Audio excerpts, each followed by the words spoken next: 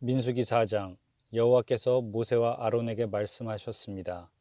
레위 사람 가운데 고핫 자손을 따로 세워라. 그들을 집안별로 가족별로 세워라. 30세에서 50세까지의 남자들을 세워라. 그들은 회막에서 일할 사람들이다. 그들에게 회막 안에 가장 거룩한 물건인 지성물들을 맡게 하여라.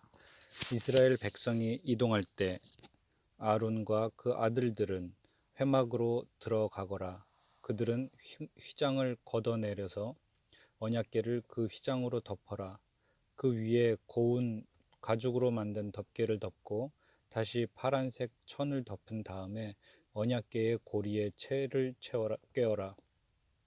또 진설병을 놓는 상 위에도 파란색 천을 깔아라.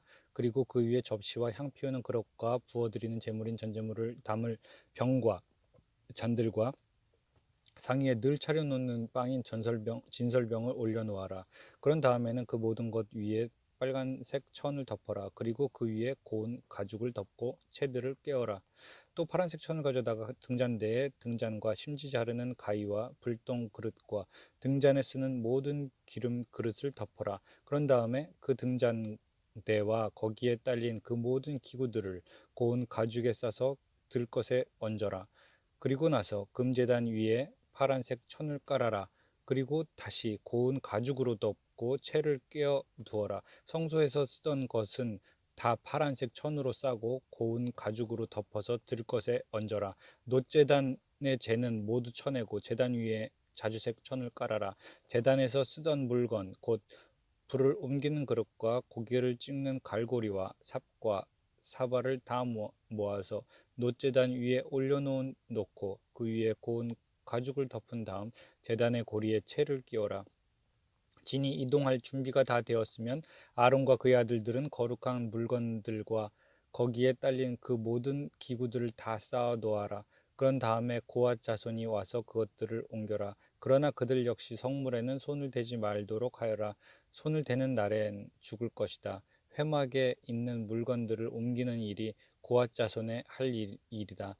제사장 아론의 아들 엘르아살은 성막을 관리할 책임이 있다. 그는 성막 안에 있는 모든 것, 곧 등잔에 쓸 기름과 향기로운 냄새가 나는 향과 늘 바치는 곡식제물과 제사장과 물건을 거룩히 구별할 때 쓰는 기름을 맡으며 거기에 딸린 모든 기구들을 맡아라. 여호와께서 모세와 아론에게 말씀하셨습니다. 고앗 자손이 레위 사람 가운데서 끊어지지 않게 하여라.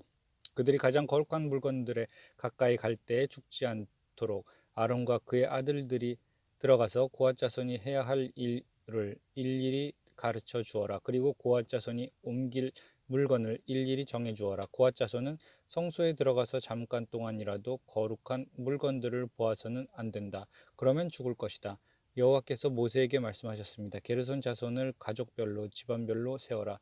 30세에서 50세까지의 남자들을 세워라. 그들은 회막에서 일할 사람들이다. 게르손 자손이 해야 할 일과 날라야 할 물건은 이러하다. 그들에게 회막의 여러 가지 천과 그 덮개와 고운 가죽으로 만든 덮개와 회막 입구에 휘장을 운반하게 하여라. 그리고 성막 둘레의 뜰 휘장과 제단과 뜰 입구의 휘장과 줄과 휘장에 쓰는 모든 물건과 이와 관계가 있는 그 밖의 모든 물건을 운반하여라. 아론과 그의 아들들은 게르손 자손이 하는 모든 일을 감독하여라. 너희는 그들이 날라야 할 물건을 일러 주어라. 이것이 게르손 자손이 회막에서 해야 할 일이다. 제사장 아론의 아들 이다말이 그 일을 감독하여라. 무라리 자손을 가족별로 집안별로 세워라. 30세에서 50세까지의 남자들을 세워라. 그들은 회막에서 일할 사람들이다. 무라리 집안이 해야 할 일은 회막의 널빤지와 빗장과 기둥과 밑받침을 나르는 일이다. 그들은 또 뜰 둘레에 있는 기둥과 그 밑받침과 장막 말뚝과 줄과 거기에 딸린 모든 연장을 날라라. 너희는 각 사람이 해야 할 일을 자세히 일러 주어라. 이것이 무라리 집안이 회막에서 해야 할 일이다. 제사장 아론의 아들 이다말이 그 일을 감독하여라. 모세와 아론과 이스라엘 장로들은 고앗 자손을 가족별로 집안별로 세웠습니다. 이들은 30세에서 50세까지의 남자로서 회막에서 일할 사람들입니다. 가족별로 이름을 적은 남자는 모두 2,750명이었습니다. 이것이 회막에서 일한 고앗 자손을 모두 합한 수입니다. 모세와 아론은 여호와께서 모세에게 명령하신 대로 그들의 수를 세웠습니다. 게르손 집안도 가족별로 집안별로 이름을 적었습니다. 이들은 30세에서 50세까지의 남자로서 회막에서 일해야 했습니다. 집안별로 가족별로 이름을 적은 남자는 모두 2,630명이었습니다. 이것이 회막에서 일한 게르손 자손을 모두 합한 수입니다. 모세와 아론은 여호와께서 명령하신 대로 그들의 수를 세웠습니다. 무라리 집안도 가족 집안별로 이름을 적었습니다. 이들은 30세에서 50세까지의 남자로서 회막에서 일해야 했습니다. 집안별로 이름을 적은 남자는 모두 3,200명이었습니다. 이것이 회막에서 일한 무라리 자손을 모두 합한 수입니다. 모세와 아론은 여호와께서 명령하신 대로 그들의 수를 세웠습니다. 그리하여 모세와 아론과 이스라엘 장로들은 레위 사람들을 가족별로 집안별로 다 세웠습니다. 30세에서 50세까지의 남자는 회막에서 일할 사람들입니다. 그들은 또 회막과 관계가 있는 물건들을 나르는 일도 했습니다. 가족별로 이름을 적은 남자는 모두 8,580명이었습니다. 여호와께서 모세에게 명령하신 대로 각 사람은 해야 할 일과 날라야 할 짐을 맡았습니다. 모든 일이 여호와께서 모세에게 명령하신 대로 이루어졌습니다. 민수기 5장 여호와께서 모세에게 말씀하셨습니다. 이스라엘 백성에게 명령하여 누구든지 문둥병에 걸린 사람은 진 밖으로 쫓아내도록 하여라. 그리고 피와 고름이 흘러나오는 악성 피부병 환자와 시체를 만진 사람도 쫓아내어라. 남자든 여자든 가릴 것 없이 진 밖으로 쫓아내어라. 그래서 내가 너희와 함께 사는 이 진을 더럽히지 마라. 이스라엘은 하나님의 명령에 복종했습니다. 그들은 여호와께서 모세에게 명령하신 대로 그런 사람들을 진 밖으로 쫓아냈습니다. 여호와께서 모세에게 말씀하셨습니다. 이스라엘 백성에게 전하여라. 남자든 여자든 다른 사람에게 어떤 잘못을 행하여 여호와를 배반하고 죄를 지었을 때는 자기 잘못을 고백하고 손해를 본 사람에게 다 갚도록 하여라. 갚을 때에는 5분의 1을 더해서 갚아야 한다. 만약 피해를 본 사람에게 보상을 받을 만한 가까운 친척이 없으면 잘못을 저지른 사람은 죄를 씻는 순양의 배상금을 더하여 여호와께 갚아야 하고 그 갚은 것은 제사장의 몫이 될 것이다. 이스라엘 백성이 바치는 모든 거룩한 예물 가운데 이스라엘 백성이 제사 지낼 때 제사장에게 가져온 것은 제사장의 몫이다. 모든 거룩한 예물은 바친 사람의 것이다. 그러나 그것을 제사장에게 주었으면 그것은 제사장의 것이 된다. 여호와께서 모세에게 말씀하셨습니다. 이스라엘 백성에게 전하여라. 만약 어떤 남자의 아내가 잘못을 저질러 남편을 배반하고 다른 남자와 동침했는데도 남편이 자기 아내의 나쁜 짓을 모를 뿐 아니라 본 사람이 아무도 없고 아내가 나쁜 짓을 하다가 붙잡히지도 않았다고 하자. 그런데 남편이 질투하는 마음 때문에 아내가 죄를 지었건 죄를 짓지 않았건 자기 아내를 의심한다고 하면 남편은 아내를 데리고 제사장에게 가거라. 그때 남편은 아내를 위해 바칠 제물도 가져가거라. 제사장에게 가져가야 할 제물은 보리가루 10분의 1 에바이다. 이 제물에는 기름을 붓거나 향을 얹지 마라. 이것은 질투 때문에 바치는 곡식 제물이며 아내에게 죄가 있는지를 밝혀주는 곡식 제물이다. 제사장은 여자를 가까이 오게 해서 여호와 앞에 세워라. 제사장은 거룩한 물을 오지 그릇에 담아다가 성막의 바닥에 있는 흙을 그 물에 타라. 제사장은 여자를 여호와 앞에 서게 하고 머리를 풀게 한 다음 그 질투 때문에 바치던 곡식 제물을 여자에게 주어서 들고 있게 하여라. 그리고 제사장은 저주를 내리는 쓴물을 들어라.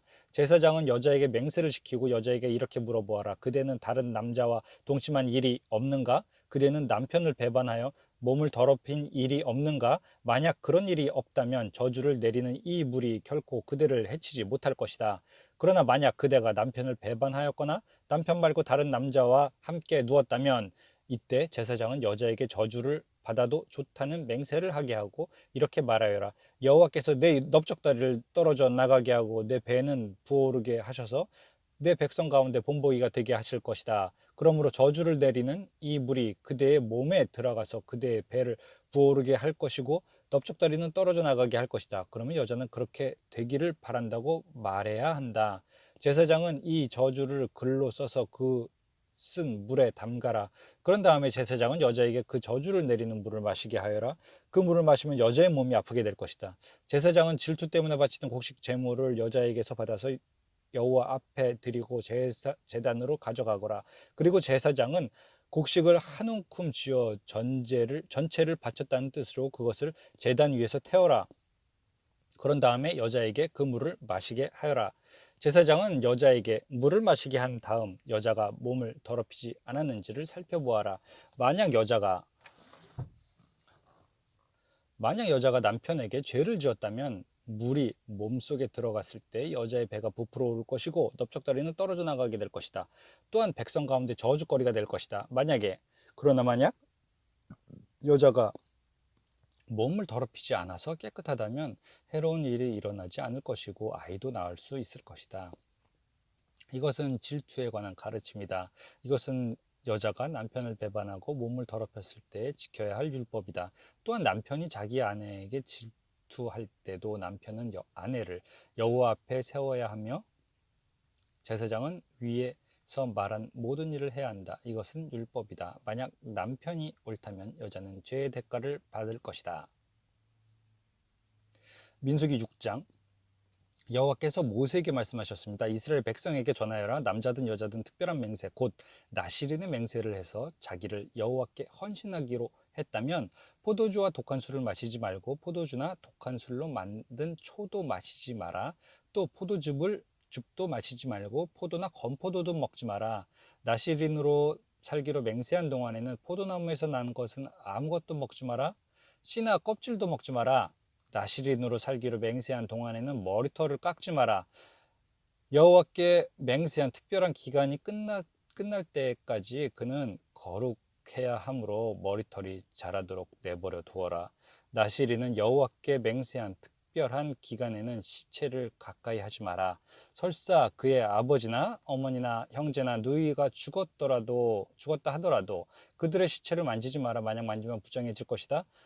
그가 하나님의 나시린이라는 표가 그의 머리에 있기 때문이다. 나시린으로 살기로 맹세한 동안에는 여호와께 거룩하게 된 구별된 사람이다. 만약 어떤 사람이 그의 곁에서 갑자기 죽어 어쩔 수 없이 여호와께 헌신한 그의 머리털을 더럽혔다면 몸을 깨끗하게 하는 날인 7일 뒤에 머리를 모두 깎아라. 그리고 8일째 날 산비둘기 2마리나 집비둘기 새끼 2마리를 회막 입구에 있는 제사장에게 가져가거라. 제사장은 그 가운데 1마리를 죄를 씻는 제물인 속죄 제물로 바치고 나머지 1마리는 태워드릴 제물인 번제물로 바쳐라. 그렇게 해서 죄를 씻는 예식을 행하여라. 그가 시체를 가까이 했기 때문에 죄가 있느니라. 바로 그날 그는 자기 머리를 거룩히 구별하기로 다시 맹세하여라. 그리고 다시 특별한 기간을 정해서 자기 여호와께 바치고 1년 된 순양을 가져와서 허물을 씻는 속건제로 바쳐라. 그 전까지의 기간은 무효이다. 그것은 그가 그 기간 동안에 부정해졌기 때문이다. 나시린의 규례는 이러하다. 맹세한 기간이 끝나면 회막 입구로 가서 거기에서 여호와께 제물을 바쳐라. 흠없는 1년 된 순양을 번제물로 바치고 흠없는 1년 된 암양을 속죄 제물로 바쳐라. 그리고 흠없는 순양 1마리를 화목 제물로 바쳐라. 그 밖에도 누룩을 넣지 않고 기름을 섞어 만든 빵과 누룩을 넣지 않고 기름을 발라 만든 빵 과자를 가져와서 곡식 제물과 부어드리는 제물인 전제물과 함께 바쳐라. 제사장은 이 제물들을 여호와 앞에 가져와서 죄를 씻는 제사인 속죄제와 태워드리는 제사인 번제로 바쳐라. 그런 다음에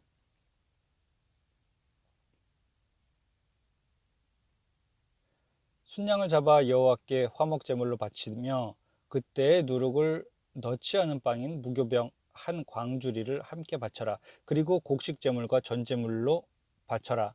나시린은 회막 입구로 가서 그가 바친 머리털을 밀고 그 머리털을 화목 제물 밑에서 타고 있는 불에 올려 놓아라. 나시린이 머리를 모두 민 뒤에 제사장은 순양의 삶은 어깨고기와 광주리에 들어있는 누룩을 넣지 않은 빵과 과자를 하나씩 나시린에게 주어서 손에 들고 있게 하여라. 그런 다음에 제사장은 그것들을 여호와 앞에 흔들어 바치는 제사인 요제로 드려라. 그것들은 거룩한 제물로서 제사장의 몫이다. 또 흔들어 바친 순양의 가슴 고기와 높이 들어 올려 바친 넓적다리 고기도 제사장의 몫이다. 그런 다음에야 나시린은 포도주를 마실 수 있다. 이것은 나시린에 관한 율법이다. 누구든지 여호와께 자신을 구별하여 나시린이 되기로 제물을 드린 자는 이 외에도 힘이 미치 있는 대로 하고 그가 맹세한 대로 자신을 구별한 법을 따르라. 여호와께서 모세에게 말씀하셨습니다. 아론과 그의 아들들에게 전하여라. 너희는 이스라엘 백성에게 이렇게 복을 빌어 주어라. 여호와께서 너에게 복을 내리시고 너를 지켜주시고 여호와께서 너에게 자비를 베푸시며 너에게 은혜를 내려주시기를 빈다. 여호와께서 너를 내려다 보시고 너에게 평화를 주시기를 빈다. 아론과 그의 아들들이 내 이름으로 이스라엘 백성에게 복을 빌어주면 내가 그들에게 복을 내릴 것이다. 민수기 4장부터 6장까지 읽었습니다.